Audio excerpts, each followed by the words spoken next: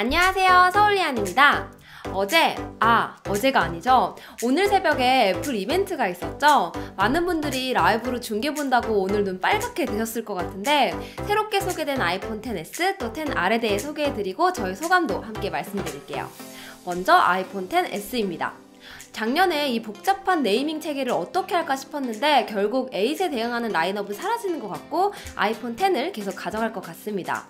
가장 큰 변화는 5.8인치와 6.5인치로 디스플레이 크기 옵션이 생겼습니다. 6.5인치는 거의 아이폰 A 플러스와 외관 크기가 같던데 거기에 꽉 찬 화면이 실제로 보면 어떻게 느껴질지 아주 궁금해요. 디자인은 외관에서 큰 변화는 없었고 골드 피니싱이 더해졌는데요. 렌더링만큼 실물도 잘 나왔다면 상당히 고급스러운 컬러가 될 것 같습니다. 퍼포먼스 측면에서 보면 7나노 공정을 적용한 A12 바이오닉 칩을 새롭게 적용했습니다.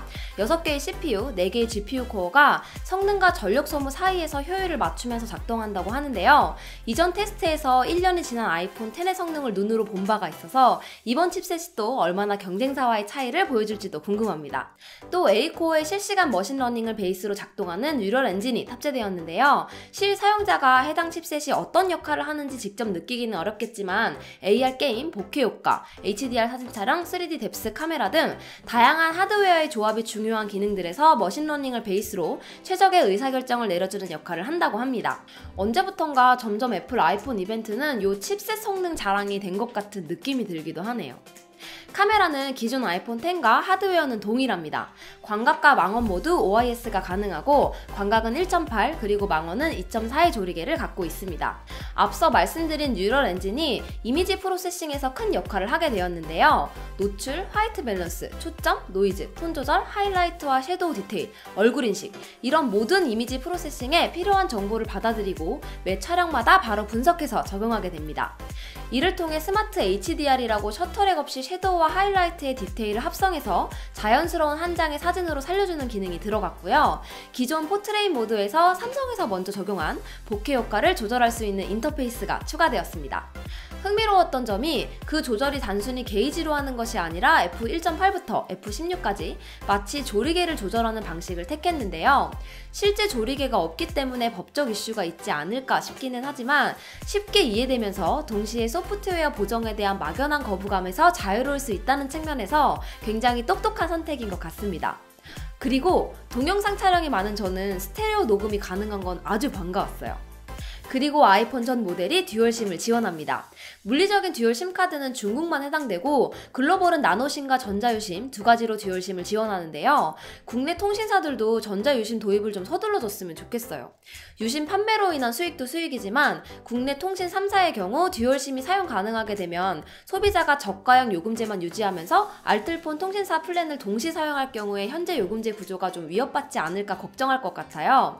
경쟁력 있는 요금제를 만드는 게 통신사의 역할이니까 소비자 편의성을 위해서 빨리 지원해줬으면 좋겠습니다. 그리고 조금 저렴한 모델인 XR 라인업도 함께 발표되었습니다. XS 대비해서 스펙 다운된 요소들만 말씀드리면 재질이 스테인레스 스틸에서 알루미늄으로 디스플레이 PPI가 XS는 458 PPI인 반면에 326으로 낮고 OLED가 아니라 LCD 디스플레이를 탑재하고 있습니다. 그리고 3D 터치는 빠져있고 햅틱 터치로 비슷한 경험을 구현하고 있고요. 후면 카메라도 하나만 있습니다. 마지막으로 가격은 기본 라인업을 기준으로 XR이 749불, XS가 999불, 그리고 XS 맥스는 1099불이고 512기가 옵션을 선택할 경우 아이폰 XS 맥스가 가장 비싼 1449달러입니다. 와, 한국에 출시되면 200만원이 넘을 수도 있겠는데요? 아직 직접 사용해보기 전이고 소개 키노트를 보고 주요 스펙들을 정리해드렸는데요. S버전 리뉴얼 시기라서 그런지 루머에 있었던 애플 펜슬 지원과 같이 완전히 새로운 요소들은 없었고 디스플레이 크기 옵션과 성능 향상에 만족해야 될 것 같습니다. 아이러니하게 이번 발표를 보면서 가성비 최고폰이라고 포코폰이 화제가 되었던 것이 떠오르더라고요. 오늘 행사가 마치 애플이 비웃으면서 그래서 너네 포코폰 살 거야? 이렇게 물어보는 것 같은 느낌이 드는 건 저만 그런가요? 화나기는 하는데 더러워서 안 산다 이 말이 안 나올 것 같아요. 안드로이드는 계속 가격과 기능 용도에 따라서 세분화되면서 선택지가 넓어지고 그러면서 가격 경쟁도 되고 하는데 애플의 이런 무자비한 공격에 마땅히 대안이 없는 것이 사실입니다.